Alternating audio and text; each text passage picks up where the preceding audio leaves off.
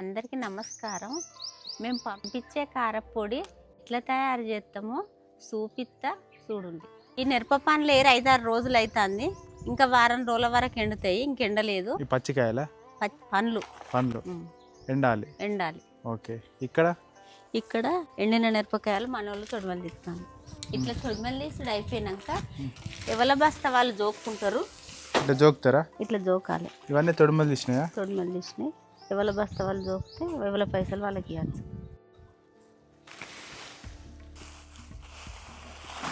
అమ్మ, మిరపకాయలు ఎండినాయా? ఎండినాయి. ఏం మిరపకాయలు అవి? 341.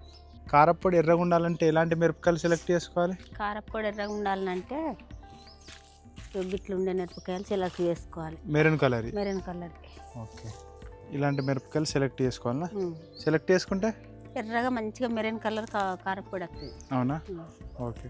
తీసుకురా. ఎవరైనా కొనుక్కునేటోళ్ళు మెరూన్ కలర్ ఉండేటి కొనుక్కోలేంగా, మార్కెట్లలోనైనా అమ్మచ్చిన వాళ్ళ దగ్గరనైనా మిరపకాయలు కొనుక్కుంటే కారపొడి ఎర్రగా మంచిగా వస్తుంది.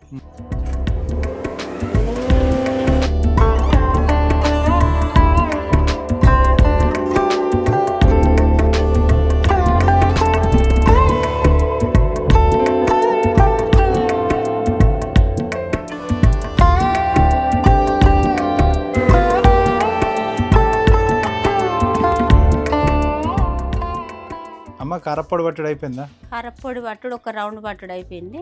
మళ్ళీ ఇప్పుడు ఒక రౌండ్ పడతా. చల్లారినాక రేపు ప్యాకింగ్ చేసుకోవచ్చు. ఒక నైట్ చల్లారితే ప్యాకింగ్ చేసుకోవచ్చా? కారపొడి బట్టి నైట్ అంతా చల్లారినాక ఇగో ఇట్లా మేము ఈ ప్యాకెట్లో పోసి ఈ మిషన్ తోటి ప్యాకింగ్ చేస్తాం. ఇట్లా చేసినాక మేము ఆర్డర్లలో పంపిస్తాము. మీరు కూడా ఆర్డర్ తీసుకున్న తర్వాత మంచిగా ఫ్రిడ్జ్లో పెట్టుకోవాలి.